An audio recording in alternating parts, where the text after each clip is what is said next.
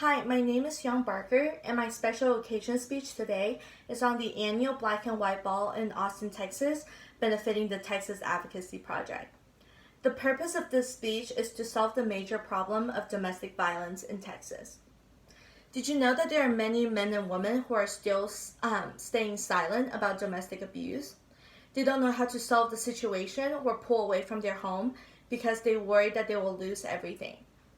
That means the custody of their children or financial stability. The intention of this occasion is to assist the project by providing the legal access everyone needs and the justice to those who are suffering domestic violence.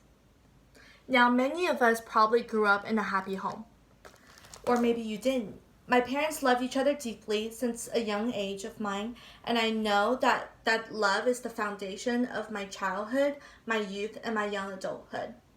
Home is supposed to be a place of warmth, somewhere to find rest, a safety shelter, not a place of abuse and violence.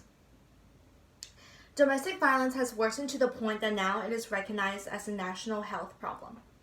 How are we just going to sit here and not conduct action when millions of people are suffering every single minute from domestic violence? Okay, now let's talk statistics. According to the Texas Advocacy Project, nearly 200,000 Texans have been beaten by their spouse or their intimate partners in the year 2017. That's a lot of people. 74% of all Texans either know someone who has been a victim of domestic violence or have been victims themselves. Domestic violence is the violence or aggressive behavior within the home, typically against a spouse or a partner. And the moral responsibility we have today is to not just inform the audience with the accurate and truthful information about domestic violence, but also acting upon it. By giving donations to this legal actions and hiring lawyers, you're helping us get one step closer to saving someone's life. And that someone could be a mother, a husband, or even a child. This is why we're gathering here today, to put a stop towards domestic abuse, and to end the nightmare that's happening behind closed doors, and to change the home dynamic for better. Now let me tell you a story. Joan is someone who has been struggling with domestic violence since age 21. She met a guy at a young age who seemed to be a good man, but after they moved in together, he became extremely violent. The abuse began immediately after they moved in. She was hit countless times by her partner, even during her pregnancy, and she thought that her pregnancy could change that. She left him on multiple occasions, but also always came back out of love and out of the fear of losing her unborn child. The Texas Advocacy Project helped her make her final decision in separating herself from this toxic man and the mortifying environment at home.